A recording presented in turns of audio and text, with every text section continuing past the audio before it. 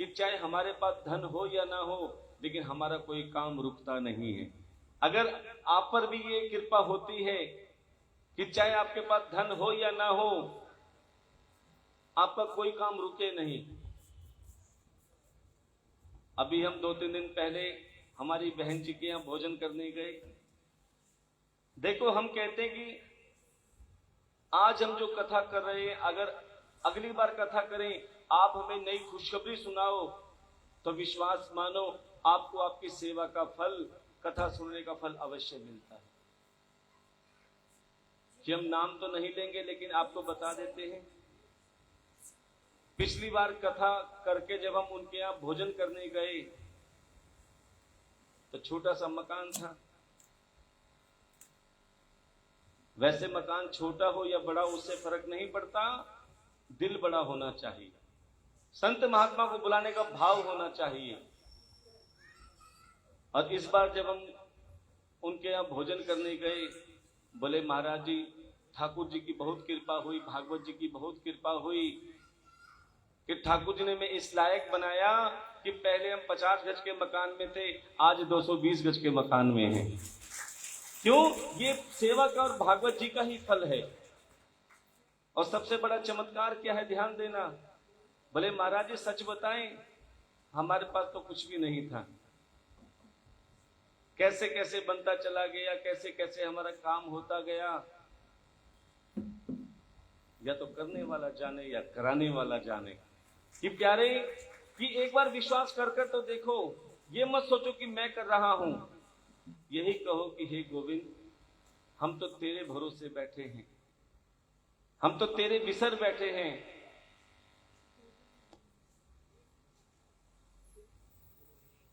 और जो भगवान के भरोसे बैठता है, अपने घर परिवार को मेरे गोविंद के भरोसे छोड़ देता है, तो मेरा गोविंद उसकी नैया बहुत अच्छे से चलाता है। कि कोई भी कार्य करो, यही कहो कि मैं नहीं, मेरा ठाकुर कार्य करता है, फिर आप चमत्कार भी देख लेना। और ये भागवत कथा हमें क्या सिखाती है? ये 7 दिन आपने क्या सीखा? चलो आपसे थोड़ी परीक्षा ले लेते हैं कि आपने इन 7 दिनों में क्या क्या सीखा। सबसे पहले आप सभी ने मंगल कलश उठाया।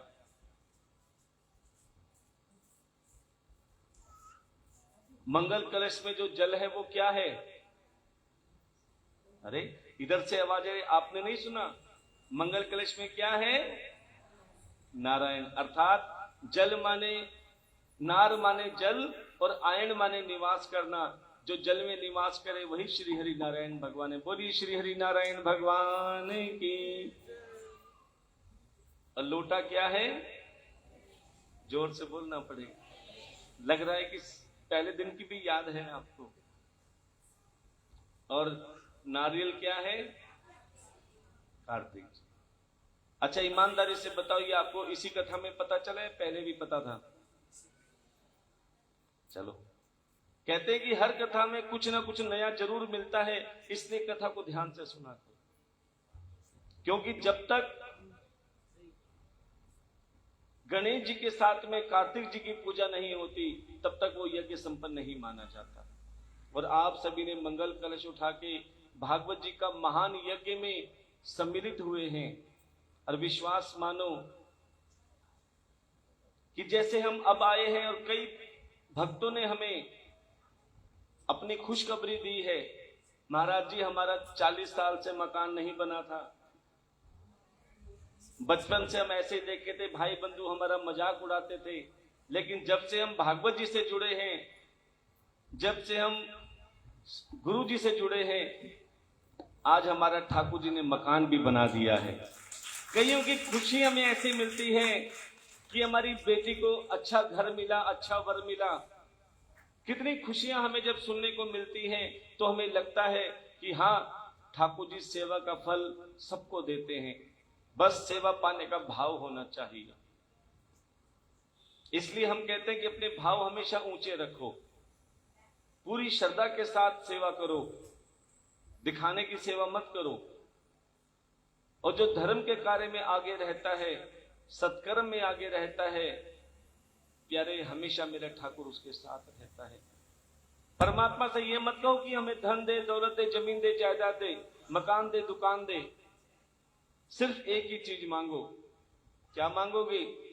देना हो तो दीजिए जन्म जन्म का साथ, देना हो तो दीजिए जन्म जन्म का साथ। हाँ, देना हो तो दीजिए जन्म जन्म का साथ, देना हो तो दीजिए जन्म जन्म का साथ। मेरे सिर पर रख बनवारी, मेरे सिर पर रख बनवारी, मेरे सिर पर रख गिरधारी, मेरे सिर पर रख बनवारी। अपने ये दोनों हाथ, देना हो तो दीजिए जन्म जन्म का साथ, देना हो तो दीजिए जन्म जन्म का। जरा उठाइए अपने हाथों को, तालियों में सेवा करते हैं।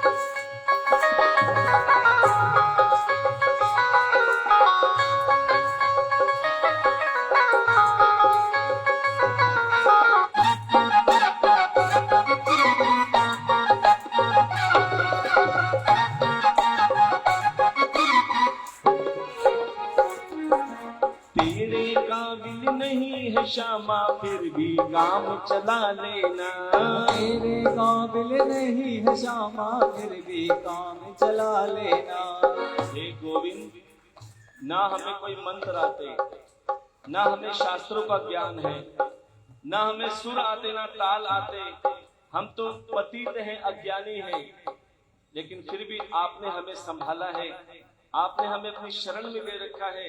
ये हमारा बहुत बड़ा सौभाग्य है।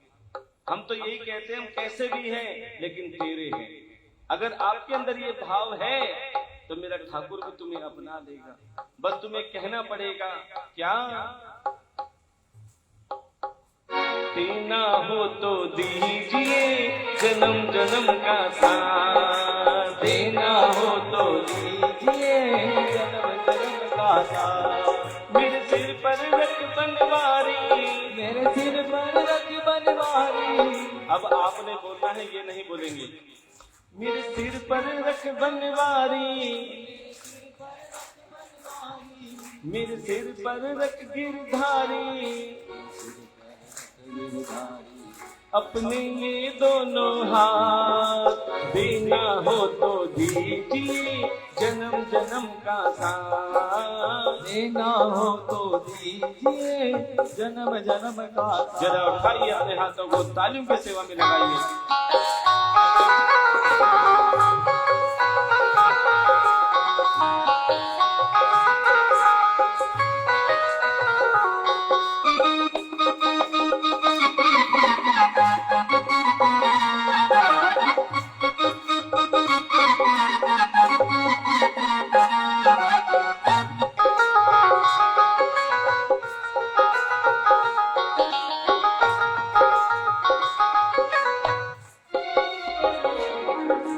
थोड़ी सी माया दे करके हमको ना बहलाओ तुम, थोड़ी सी माया दे करके हमको ना बहलाओ तुम, थोड़ी सी माया दे करके हमको ना बहलाओ तुम, थोड़ी सी माया दे करके हमको ना बहलाओ तुम। आज खड़े हैं सामने तेरे, कोई हुक्म सुनाओ तुम, आज खड़े हैं सामने तेरे, कोई हुक्म सुनाओ तुम। बस इतनी कृपा करना, बस इतनी कृपा करना, भक्तों की झोली भरना, भक्तों की झोली भरना। ये सब आए तेरे द्वार, देना हो तो दीजिए जन्म जन्म का साथ, देना हो तो दीजिए जन्म जन्म का साथ। मेरे सिर पर रख बनवारी, मेरे सिर पर रख बनवारी, मेरे सिर पर रख गिरधारी, मेरे सिर पर रख गिरधारी। अपने ये दोनों हाथ, देना हो तो दीजिए जन्म जन्म का साथ, देना हो तो दीजिए जन्म जन्म का साथ। जन्म जन्म का था। प्रेम से बोलना पड़ेगा। अब प्यारे, कुछ माताएं बहनें आपस में बात कर रही थी कि ये जो बंगला चौपाल में कथा करने आए हैं ना, इनके पास बहुत धन दौलत है। अब किसी चोर ने ये बात सुन ली, ओहो, आज तक मैंने सबको लूट लिया, लेकिन किसी संत को भी लूट के देखता हूं। अब प्यारे, पहले दिन कथा हुई, कथा में थोड़े कम जने आए, लेकिन जिसने सुना था ना कि कथा वक्ता के पास में बहुत धन दौलत है, आज तक कभी सत्संग में, कथा में, कीर्तन में नहीं गया, लेकिन संत को लूटने के भाव से कथा में आके बैठ गया। अब सब तो कथा सुन रहे हैं, उसे कथा समझ में नहीं आ रही। क्यों? उसका ध्यान तो लूटने पे था कि कब ये संत महात्मा कथा करके फ्री होंगे, कब घर जाएंगे और कब मैं इन्हें लूट लूंगा। अब प्यारे, जैसे ही कथा वक्ता पहले दिन की कथा विश्राम हुई और अपनी टूटी फूटी गाड़ी में बाहर निकलने लगे, तभी वो चक्कू हाथ में लेके खड़ा हो गया। बोले, महाराज, मैंने सुना है तुम्हारे पास बहुत धन दौलत है, निकाल दो अभी के अभी। तब संत महात्मा ने कहा, भैया मेरे पास तो क्या है, लेकिन हां, तुझे एक चीज बताता हूं कि ओचंदी बंगला चौपाल में बड़े बड़े सेठ और बड़ी बड़ी सेठानियां आती हैं, जिस पर मैं इशारा करूं उनको लूट लियो भैया, मुझे क्या लूट के मिलेगा। बोले, पक्का इशारा करोगे? बोले, हमने हाँ करेंगे। अब प्यारे, वो आया तो एक दिन के लिए था, लेकिन रोज कथा में आने लगा। संगत बाद में आती, सबसे पहले वो चोर आके बैठ जाता, क्योंकि उसे पता था कि कभी ना कभी ये संत महात्मा उस सेठ के बारे में बताएंगे जिसे मुझे लूटना है। एक दिन हो गया, 2 दिन हो गया, जब कथा वक्ता ने देखा कि भैया ये तो मानने को तैयार नहीं, रोज आ रहा है, नहीं बता देंगे तो लूटेगा, तो संत महात्मा ने कह ही दिया, एक सेठ ऐसा है जिसे कोई भी लूट सकता है। अब चोर के कान खड़े हो गए। कहते हैं ना, मतलब की बात जल्दी समझ में आती है। अब चोर के कान खड़े हो गए कि मेरे मतलब की बात आ गई। अब चोर मन में सोचने लगा, महाराज जी जल्दी बताओ कौन सा सेठ है जिसे लूटना है। अब कथा वक्ता ने कहा, एक सेठ जिसका नाम कन्हैया है और वो वृंदावन में रहता है, और वृंदावन में एक पीपल का पेड़ है जहां पर ठीक शाम को 7 बजे वो गहनों से लदा हुआ आता है, उसे कोई भी लूट सकता है। अब प्यारे, उसी क्षण चोर खड़ा हो गया। बोले, महाराज अब तो 2 दिन बाद मिलेंगे, पहले मैं उस सेठ को लूट के आता हूं। अब तो चोर उसी समय खड़ा होकर सबसे पहले अपने घर गया, अपनी धर्म पत्नी से कहने लगा, रे भगवान, बहुत भूख लग रही है, कुछ बना दे, मुझे बहुत जरूरी काम से जाना है। बोले, ऐसा कौन सा जरूरी काम है? बोले, मुझे संसार के सबसे बड़े सेठ कन्हैया को लूटने जाना है। अब तो धर्म पत्नी ने क्या किया, रसोई में गई, जैसे डब्बे खोले कुछ बनाने के लिए, तो प्यारे सब के सब डब्बे खाली, कुछ खाने को एक दाना भी नहीं था रसोई में। क्यों? क्योंकि जिस घर में पाप की कमाई आती है, जिस घर में बेईमानी की कमाई आती है, उस घर में कभी बरकत नहीं होती। ध्यान देना, जितनी स्पीड से धन आता है ना बेईमानी का, उससे कहीं ज्यादा स्पीड से निकल जाता है। और जिसके घर में ईमानदारी की कमाई आती है, जिस घर में मेहनत की कमाई आती है, प्यारे उसमें थोड़े में भी बरकत होती है। और जब हम उस कमाई से सेवा करते हैं। ध्यान देना कि हमारे पास जो भी है ठाकुर का दिया हुआ है, और जब उसमें से भी हम भगवान के नाम के, धर्म के नाम पे, या भागवत कथा में किसी भी रूप में, चाहे कन्यादान के रूप में, चाहे भंडारे के रूप में जो सेवा करते हैं ना, उससे हमारा तन मन धन तीनों पवित्र हो जाते हैं, सोने पे सुहागा हो जाता है जब आप अपनी नेक कमाई से सेवा करते हैं। इसीलिए संत महात्मा सेवा पे ज्यादा जोर डालते हैं, क्योंकि यही सेवा साथ जाती है, बाकी कुछ और जाने वाला नहीं है। हाँ जी, बैठ जाओ जहां जगह मिले। इसीलिए प्यारे, उस चोर ने कहा कि अरे भगवान चिंता मत कर, कोई बात नहीं, मैं भूखा प्यासा जा रहा हूं, लेकिन 2 दिन बाद जब आऊंगा ना, हमारे पास किसी चीज की कोई कमी नहीं होगी, क्योंकि मैं संसार के सबसे बड़े सेठ को लूटने जा रहा हूं। अब तो निकल गया वो चोर भूखा प्यासा, और मन में एक ही रटना लगा रखी थी, कन्हैया से मिलूंगा, कन्हैया को लूटूंगा, कन्हैया से मिलूंगा, कन्हैया को लूटूंगा। अब प्यारे पहुंच गया वो चोर वृंदावन में। जैसे वृंदावन में पहुंचा तो क्या देखा, वृंदावन में वही पीपल का पेड़ जो संत ने बताया था। देखो, संत की वाणी पे विश्वास करोगे तो मेरा ठाकुर तुम्हारे हर कार्य आगे से आगे बनाता जाएगा। अब चोर उस पीपल के पेड़ के पास बैठ गया और 7 बजने का इंतजार करने लगा कि कब 7 बजे और कब कन्हैया आए और मैं उसे लूट लूं।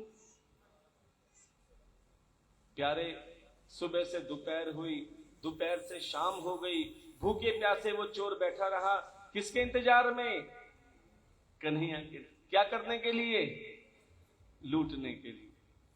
अब प्यारे, जैसे ही 5 बजे, 6 बजे, 6:30 बज गए, 6:45 बज गए, अब चोर बेचैन हो रहा है कि 15। कहते हैं जब तुम किसी का इंतजार करते हो ना, तो समय बहुत धीरे धीरे चलता है।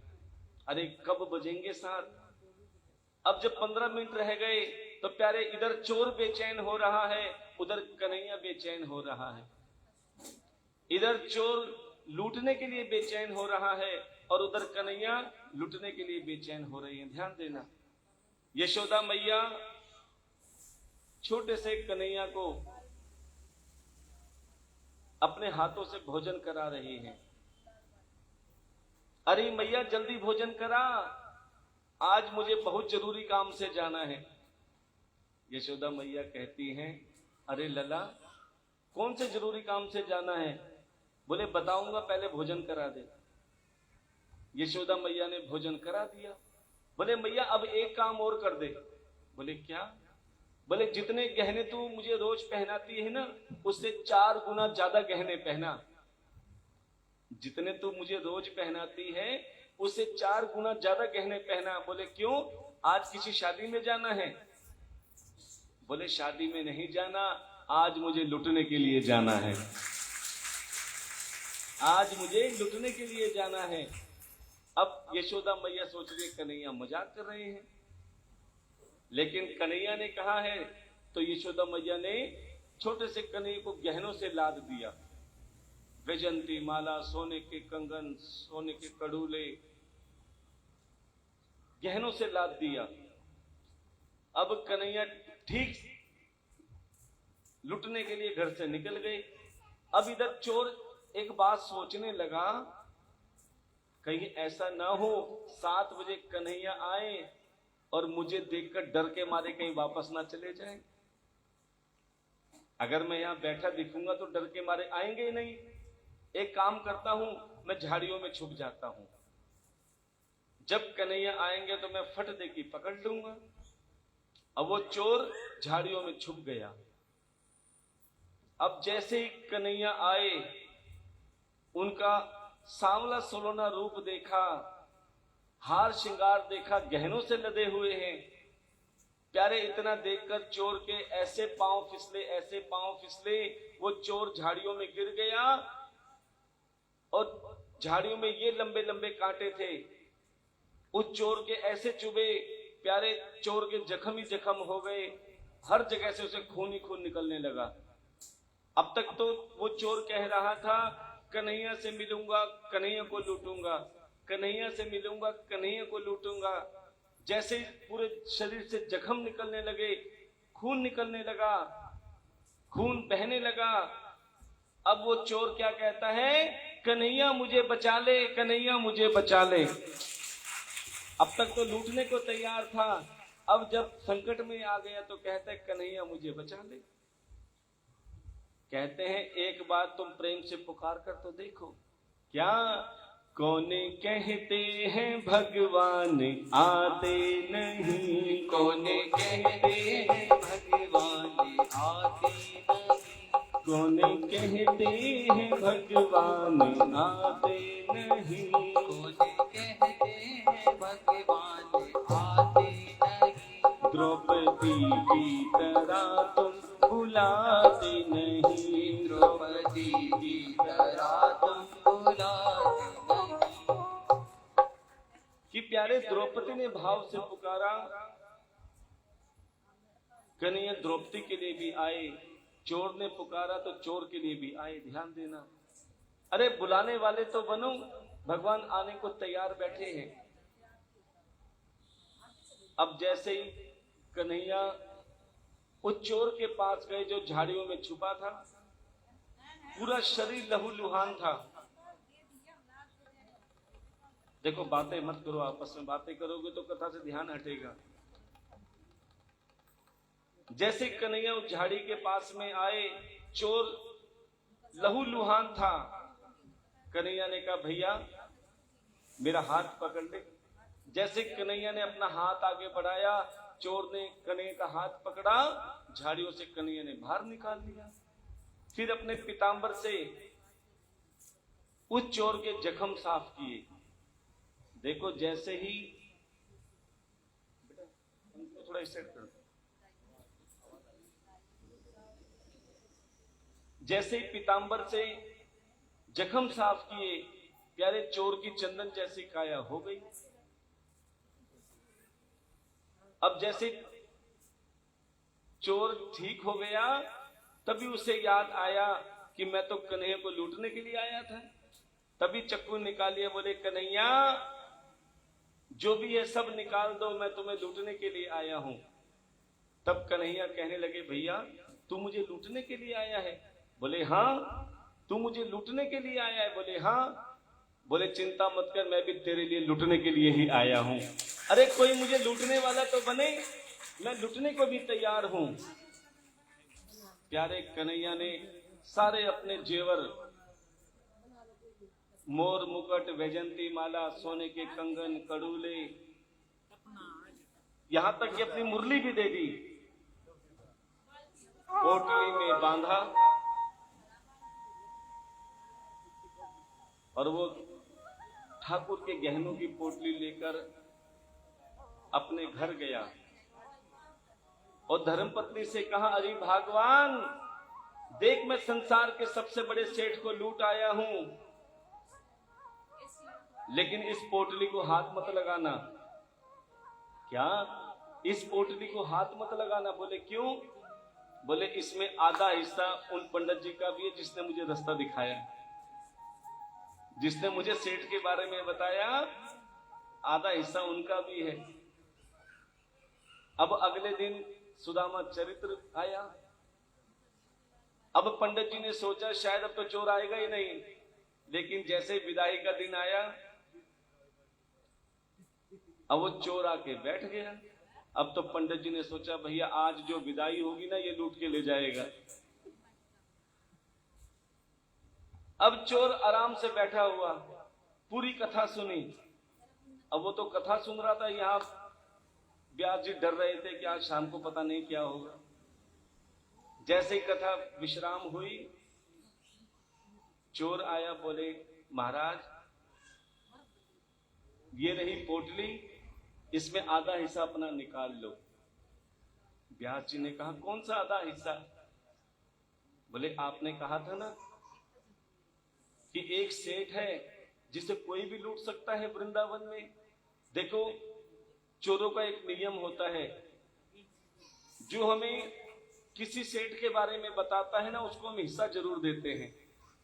तो आपने हमें उस सेठ के बारे में बताया, मैं उसे लूट कर आ गया, इसलिए इसमें से आधा हिस्सा निकाल दो। अब व्यास जी बोले अरे भैया तू किसको लूट कर आया है?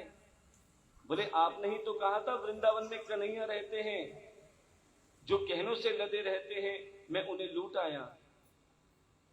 अब व्यास जी को विश्वास नहीं हो रहा, वो उससे पूछते तूने कभी कन्हैया को देखा? बोले नहीं। तूने कभी कथा सुनी? बोले नहीं। फिर तुझे कैसे पता कि वो कन्हैया ही है?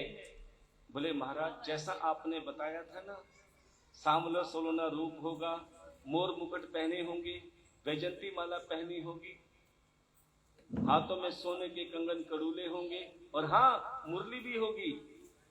देखो मैं सब कुछ लूट आया, आप खोल के तो देखो। जैसे पंडित जी ने वो पोटली खोली, प्यारे उसे देखते ही पंडित जी की आंखों में आंसू आ गए कि वही मोर मुकुट, वही वैजंती माला और वही मेरे ठाकुर की मुरली। बोले वृंदावन बिहारी लाल की। हमारे अनीता दीदी के लिए जोरदार तालियों का स्वागत करेंगे, जो ठाकुर जी के दर्शन के लिए दरियापुर से अपना कीमती समय निकाल के आई है। अब तो इसे देखकर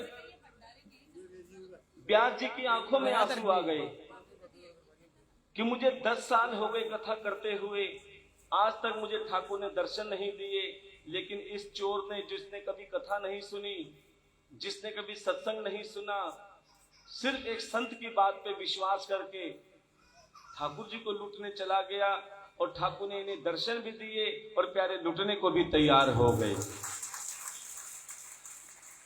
अब जैसे ही उस चोर ने सोचा कि मैंने कन्हैया को लूट लिया, जिसके लोग दर्शन को तरसते हैं, आज वो मुझसे लूटने को भी तैयार हो गए।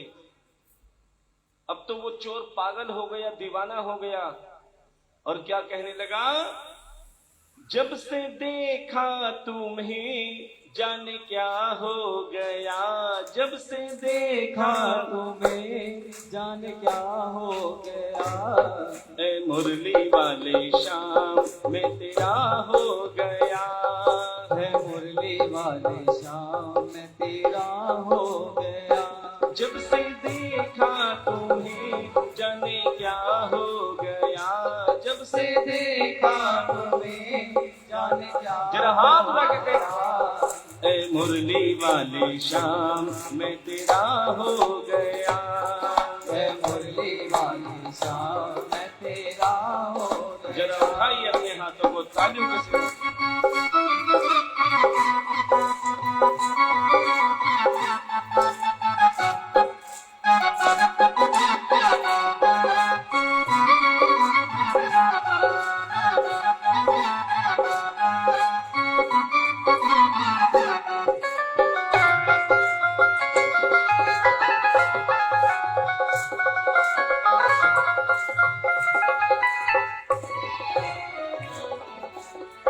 तू है दाता तेरा मैं पुजारी हूँ मैं, तू है दाता तेरा मैं पुजारी हूँ मैं, तेरे दर का ही सादा भिखारी हूँ मैं, तेरे दर का ही सादा भिखारी हूँ मैं, तू है दाता तेरा मैं पुजारी हूँ मैं, तू है दाता मैं तेरा पुजारी हूँ मैं, तेरे दर का ही सादा भिखारी हूँ मैं, तेरे दर का ही सादा भिखारी हूँ मैं, तेरी चौखट पे दिल ये मेरा खो गया, तेरी चौखट पे दिल ये मेरा जरा हाथ खो रख गया, ए मुरली वाली शाम में तेरा हो गया, है मुरली वाली शाम में तेरा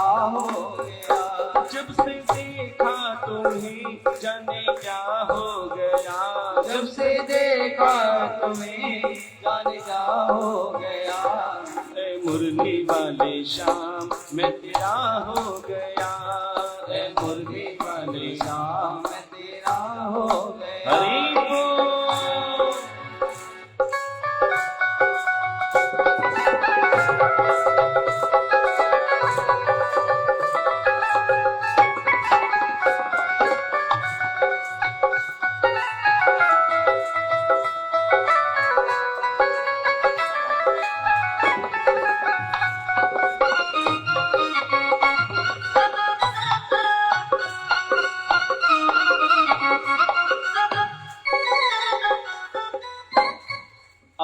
भटकता रहा, न जाने कितनी चोरियां की, कितने डाके डाले, कितनी बेईमानी की, लेकिन प्रारब्ध के कर्मों के कारण मुझे संतों के दर्शन हो गए। संत ने मुझे परमात्मा की राह दिखाई और जब मेरे अंदर भक्ति जागृत हुई तो प्यारे मेरे सुख दुख दर्द दूर हो गए। क्या कहने लगा, जब से मुझको तेरी शाम भक्ति मिली, जब से मुझको तेरी शाम भक्ति मिली, जब से मुझको तेरी शाम भक्ति मिली, जब से मुझको तेरी शाम भक्ति मिली, मेरे मुरझाए मन में है कलियां खिली, मेरे मुरझाए मन में है कलियां खिली। जैसा सोचा था देखा वही हो गया, जैसा सोचा था देखा वही जरा हाथ हो लगे। गया। ए मुरली वाले शाम मैं तेरा हो गया, ए मुरली वाली शाम मैं तेरा हो गया। जब से देखा तुम्हें जाने क्या हो गया, जब से अभी बोलेंगे। देखा तुम्हें जाने क्या हो गया। ए मुरली वाली शाम मैं तेरा हो गया, मुरली वाली शाम मैं तेरा हो गया। हरि बोल।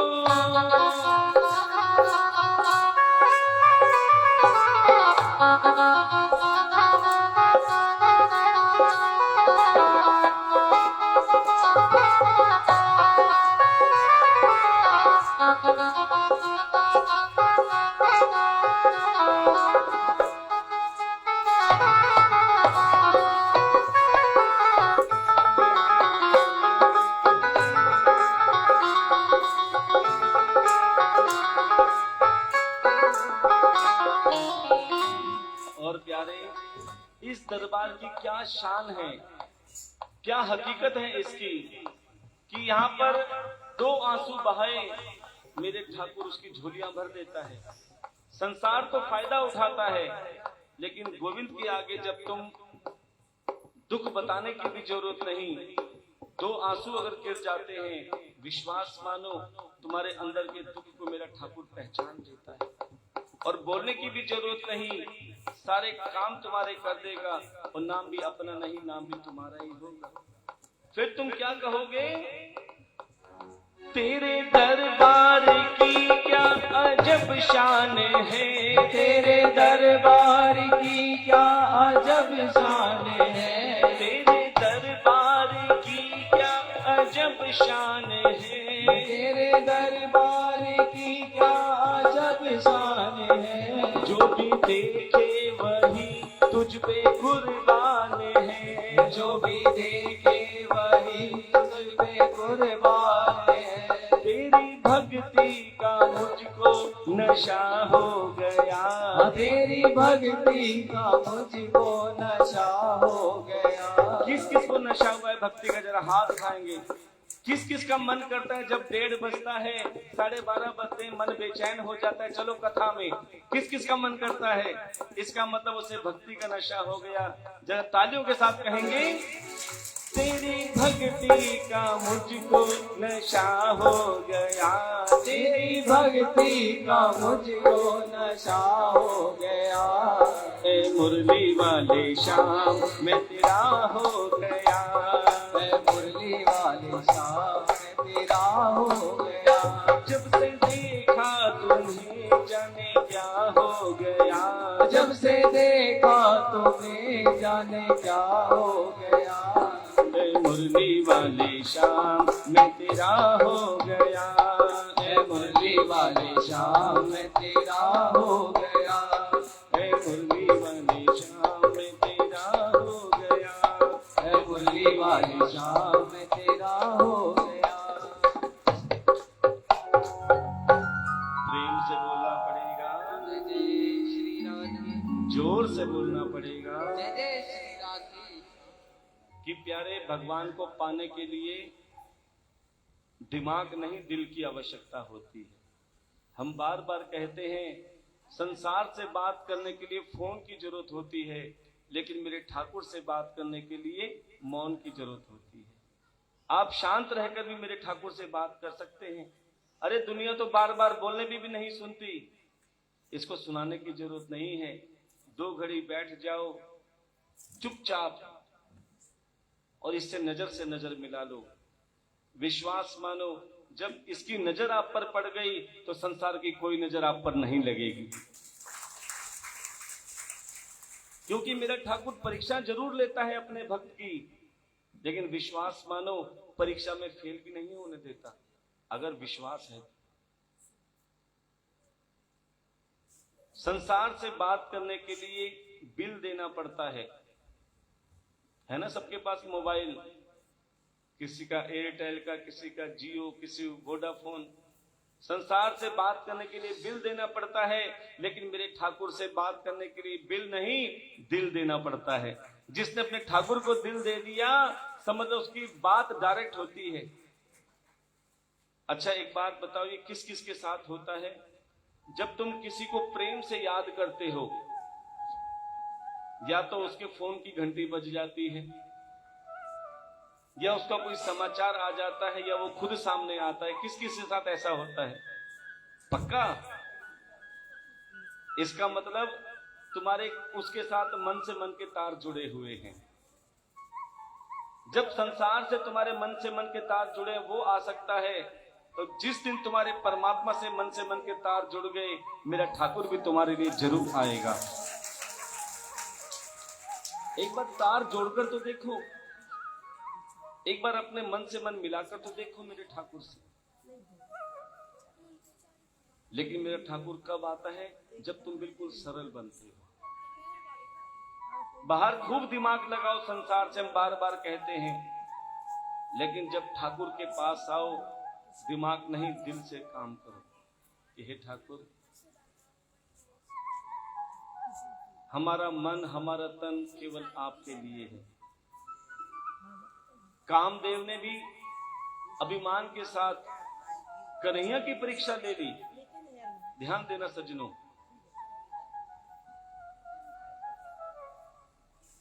नारद जैसे संत का अपमान किया, लेकिन नारद ने इस अपमान सहकर भी उसे ठाकुर की राह दिखाई कि एक देवता है जो तुझसे युद्ध में जीत सकता है। अब कामदेव ने महाराष्ट्र में कन्हैया की परीक्षा क्या ली? 1 2 100 200 1000 2000 नहीं, लाखों करोड़ों गोपियों के बीच में कन्हैया ने महाराष्ट्र किया। लेकिन कन्हैया में तनिक भी काम भाव जागृत नहीं हुआ। तभी कामदेव शर्मिंदा हो गए और भगवान से प्रार्थना करने लगे कि हे प्रभु, मुझे क्षमा करो, मैंने आपकी लीलाओं पर शंका करी। और प्यारे उसी कामदेव ने एक बार भोले बाबा की भी परीक्षा ली। ध्यान देना, भोले बाबा समाधि में लीन थे,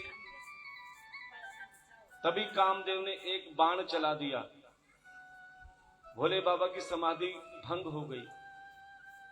अब भोले बाबा ने आंख खोली तो क्या देखा? कामदेव दूसरा बाण भी चलाने को तैयार।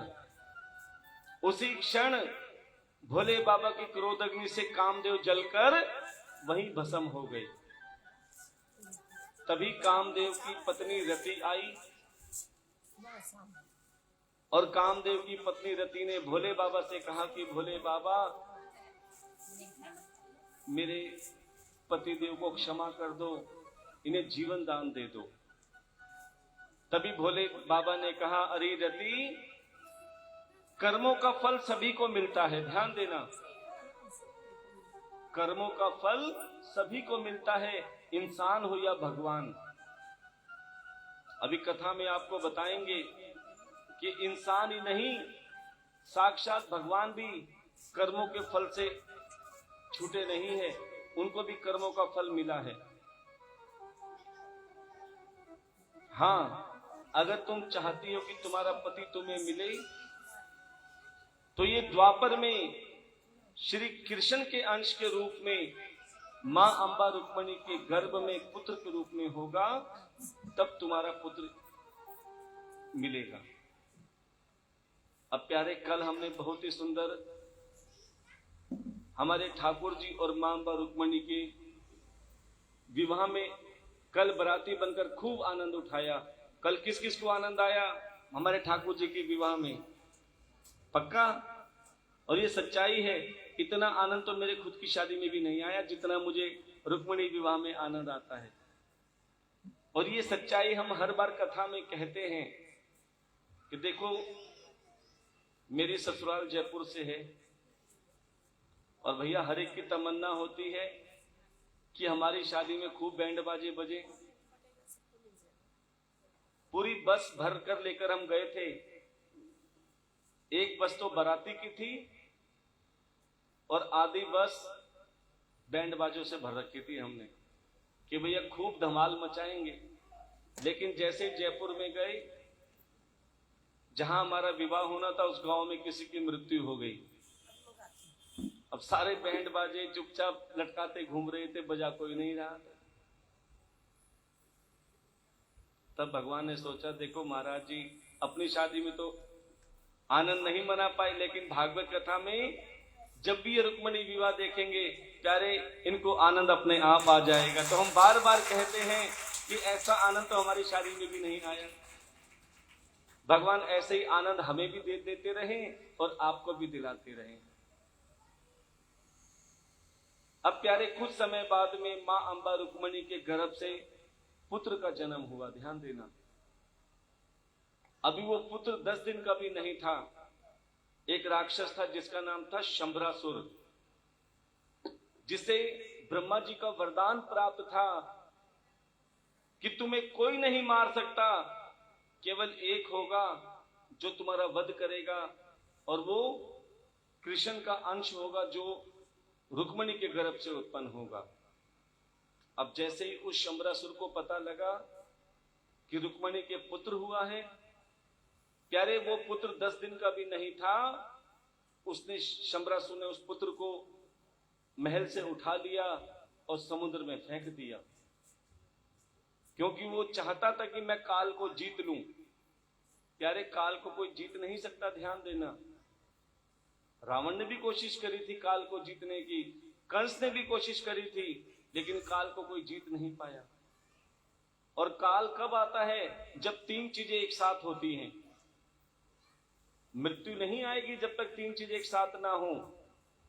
और वो 3 चीजें कौन कौन सी हैं? सबसे पहला समय, दूसरा स्थान और तीसरा कारण।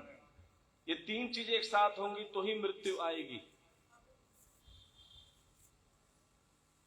अब प्यारे, जैसे ही समुद्र में उस बालक को फेंका, बालक को एक मछली निकल गई। अब देखो काल कैसा घूमता हुआ वापस आया कि शंभरासुर के रसोइये ने समुद्र में से उसी मछली को पकड़ लिया और महल में ले आया काटने के लिए। जैसे उस मछली को काटा तो क्या देखा? उस मछली में से वो बालक निकल गया। वो रसोइया हैरान, उसने वो बालक शंभरासुर की दासी जिसका नाम था मायावती, उसको दे दी। और मायावती कौन थी? जो पिछले जन्म में कामदेव की पत्नी रति थी। बोले, अरे मायावती, इस बालक को आप ही पालो। उसको भी हैरानी हुई कि मछली में से बालक कैसे निकला। तब नारद जी का आगमन हुआ। उसने कहा, मायावती चिंता मत करो और भगवान की लीलाओं पे कभी शंका भी मत करो। ये और कोई नहीं, तुम्हारा वर्षों का बिछड़ा हुआ पति कामदेव है, जो तुम्हें पुत्र के रूप में प्राप्त हुआ है। तब उस पुत्र का नाम रखा प्रद्युम्न, और उस प्रद्युम्न ने उस शंबरासुर का वध कर दिया। बोलिए वृंदावन बिहारी लाल की। और एक राजा था सत्राजीत, जो भगवान सूर्य की पूजा किया करता था, और भगवान सूर्य की पूजा से प्रसन्न होकर सूर्य भगवान ने सत्राजीत को एक मणि दी। क्या दी? मणि। पर वो कोई साधारण मणि नहीं थी। एक दिन में 8 बार 8 मन सोना देती थी। कितना? एक दिन में 8 बार 8 मन सोना देती थी। सोचो रोज कितना सोना होगा। अच्छा दीदी, आपको वो मणि मिल जाए तो क्या करोगी? ओहो, जोरदार तालियों का स्वागत करें। मैं तो दान कर दूंगी। दीदी आपको मिल जाए क्या करोगी? हैं? घर में रखेंगे। चलो जोरदार तालियों का, देखो सबके भाव होने चाहिए।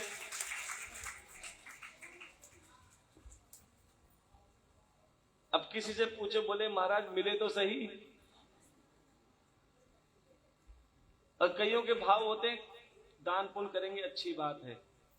एक ईमानदारी से बताओ, जब किसी के पास कुछ नहीं होता तो उसका मन बहुत होता है कि मैं बहुत दान पुण्य करूंगी, एक बार धन आए तो सही। लेकिन आपने ये भी देखा होगा, किसी के पास बहुत धन होता है, कोई कमी नहीं है,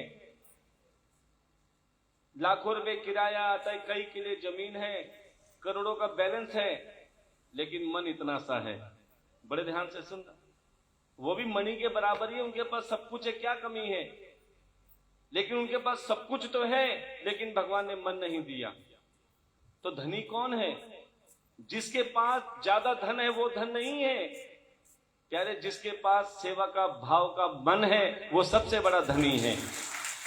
कि भगवान से कहो कि भगवान धन दे या मत दे, लेकिन हमारा मन हमेशा सेवा में लगाए रखो। और जिसका मन हमेशा सेवा में लगा रहता है, जो धर्म के कार्य में हमेशा आगे रहता है, जो भगवान की कथा में भंडारे में किसी भी रूप में बढ़ चढ़कर साथ देता है, विश्वास मानो मेरे ठाकुर की कृपा उस पर विशेष रहती। और ये भागवत कथा जिसका आज विश्राम दिवस है और आज मावस का दिन भी है, और ये कुछ दिन भगवान ने बहुत सौभाग्यशाली बनाए हैं कि जो इन दिनों में सेवा करते हैं प्यारे, उसका अक्षय गुना फल मिलता है। अक्षय का मतलब कई हजार गुना। तो आज वैसे तो आप पूरी भागवत कथा में तन मन धन से सेवा करें, जो नहीं कर पाए उनके लिए बता रहे हैं कि आज इतनी सी भी सेवा कई गुना फल प्राप्त देती है। तो श्रीमद् भागवत कथा जो कि आप सबके सहयोग से हो रही है, किसी को ये ना लगे कि कोई अकेला कथा करवा रहा है, सबको लगना चाहिए कि ठाकुर जी हम सबके लिए आए हैं, और हम सबका फर्ज बनता है कि हम अतिथि सेवा भी करें और अपने ठाकुर की सेवा में बढ़ चढ़कर आगे हों। तो आइए, कल भागवत कथा का संपूर्ण हवन होगा, जिसका समय कितने बजे रखें? 8 बजे, 9 बजे हैं? 6 बजे? 8 बजे। 8 बजे का समय, आना आपने 10 बजे ही है।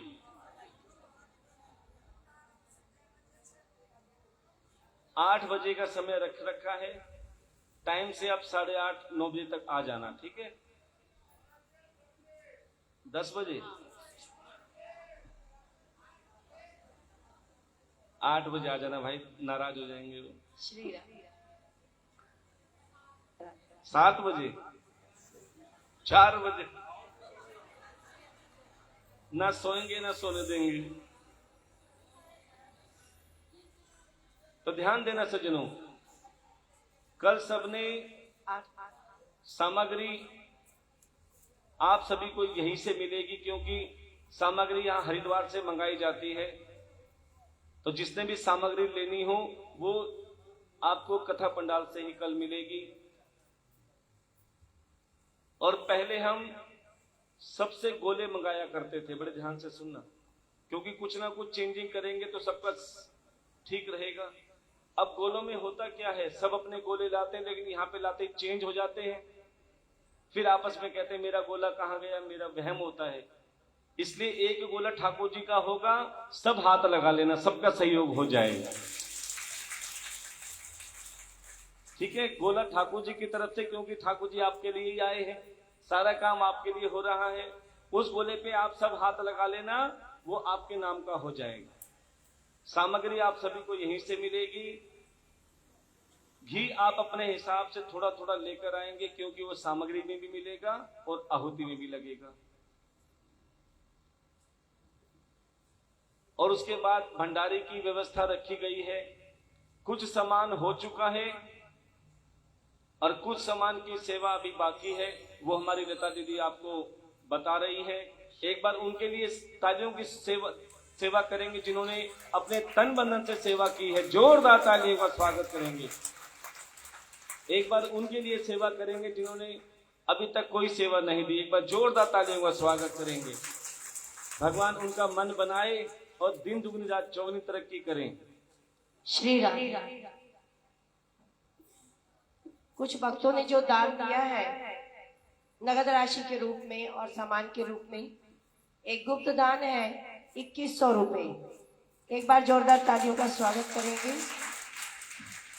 एक और गुप्त दान है 1100 रुपए। मंजू जी ने कन्यादान कल नहीं दिया था, उन्होंने आज 51 रुपए दिया है। सरिता देवी जी ने भी 101 रुपए कन्यादान दिया है। गायत्री परिवार की तरफ से महाराज जी की विदाई 1100 रुपए। करमवीर जी की बेटी शालू 1100 रुपए। जोगिंदर मोनू 1100 रुपए। तन्नू गोलू सन ऑफ धीरज 100 रुपए। नितिन हेयर वालों ने 101 रुपए।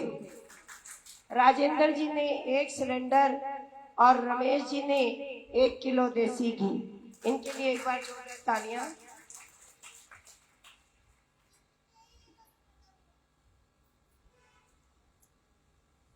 जी ने 2 किलो घी, रोशनी जी ने 2 किलो घी, पूनम रेनू जी ने आलू की सब्जी की व्यवस्था अपनी तरफ से की है। अनिल कीर्ति जी ने 2 किलो घी और साहिल सैनी जी ने 40 किलो आटा। इन सब के लिए एक बार जोरदार तालियां।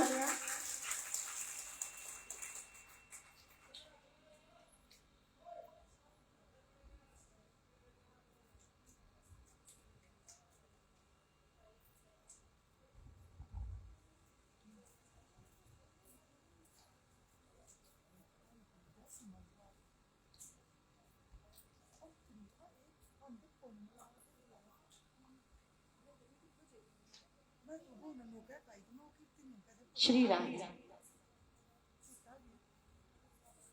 रामवती जी की तरफ से 101 रुपए भागवत कथा में है। इनके लिए भी एक बार जोरदार तालियों का स्वागत कर देंगे। और जो कोई भी भंडारे में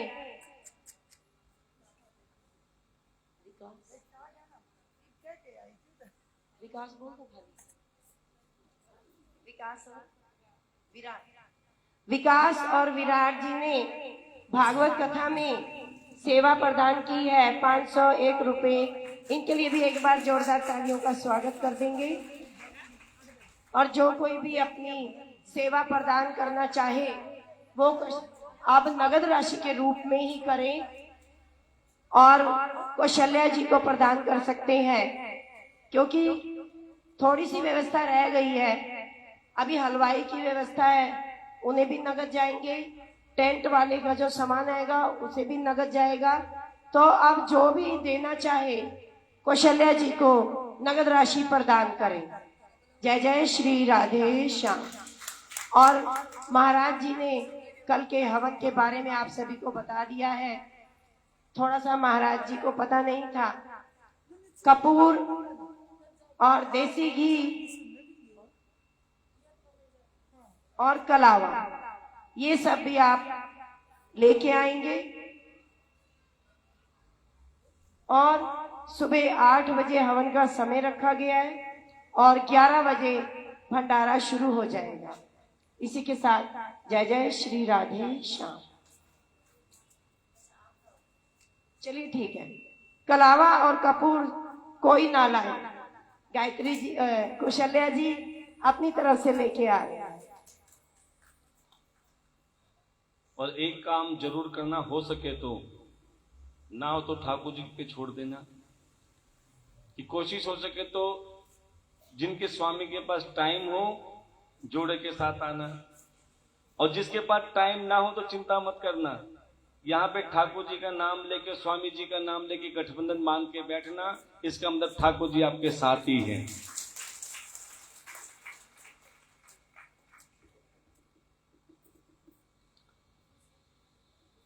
तो प्यारे 17 जीत, जिसको सूर्य भगवान ने मणि तो दे दी, लेकिन मणि पाने के बाद में वो सोना इकट्ठा करने में इतना उलझ गए, सेवा करना भूल गए। कहते हैं परमात्मा से ये मत कहना कि हमें ज्यादा धन दो, क्योंकि अति हो गई तो प्यारे देने वाले को ही भूल जाता है इंसान। अच्छा, आपसे एक बात पूछते हैं,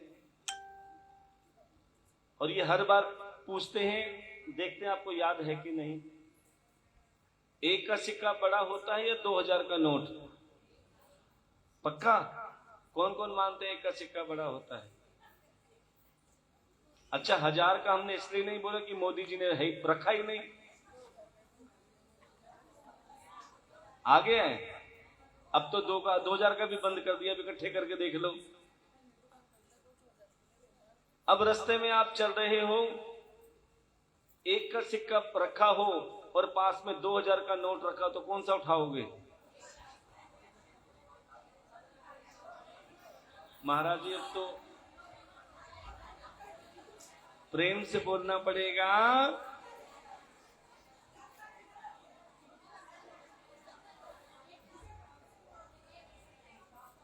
अब तो हमारी माताओं, हाँ जी, बातें नहीं। हमारी बहनों ने सही जवाब दिए, बोले 2000 के नोट का क्या करेंगे, 31 के बाद तो वैसे भी बंद हो जाएगा। तो एक बार 2000 का नोट और 1 का सिक्का आपस में बात कर रहे हैं, अभी तो चल रहा है, चिंता मत करो। 1 का सिक्का और 2000 का नोट आपस में बात कर रहे हैं, और 2000 का नोट आंसुओं से रो रहा है। कहता है, भैया मैं बहुत दुखी हूं। देखो, 2000 का नोट कहता है कि मैं बहुत दुखी हूं, मेरी यात्रा बहुत दुखद है, अगर सुन सको तो सुनाऊं। 1 का सिक्का कहता है, भैया अपना दिल हल्का कर लो, सुना दो। 2000 का नोट कहता है, भैया मेरी यात्रा बहुत दुखद है। कैसी? सबसे पहले लोग मुझे कैदी बना के रखते हैं। क्या बना के रखते हैं? कैदी क्या होता है? जमा करते रहते हैं, कभी बटुए में, कभी अलमारी में, कभी बैंक में। 2000 के नोट इतनी जल्दी नहीं निकालते, ध्यान देना। कैदी बना के जमा करते रहते हैं। बोले पहले तो मैं कैदी बन के रहता हूं, वो राजी राजी नहीं निकालते। कब निकालते हैं? जब ये करोड़पति बीमार हो जाते हैं। दान पुण्य में इतनी जल्दी 2000 के नोट नहीं निकालते, लेकिन जब डॉक्टर मांगता है ना, 5000 दो, 10,000 दो, 50,000 दो, 2 लाख जमा कराओ, तो उस टाइम निकलते हैं 2-2 हजार के नोट। बोले पहले मैं कैदी बन के रहता हूं, फिर बीमारी में लगता हूं, और फिर कोई काम फंस जाता है तो मैं रिश्वत में भी चलता हूं। और कहते हैं जिसकी जेब में रिश्वत का पैसे आते हैं ना, 2-2 हजार के नोट, उसके बच्चे क्या सत्संग करेंगे? क्या करेंगे? उसके बच्चे जुआ खेलेंगे, शराब पिएंगे, वैश्यालय जाएंगे, मदिरालय जाएंगे, गलत कामों में पड़ जाएंगे।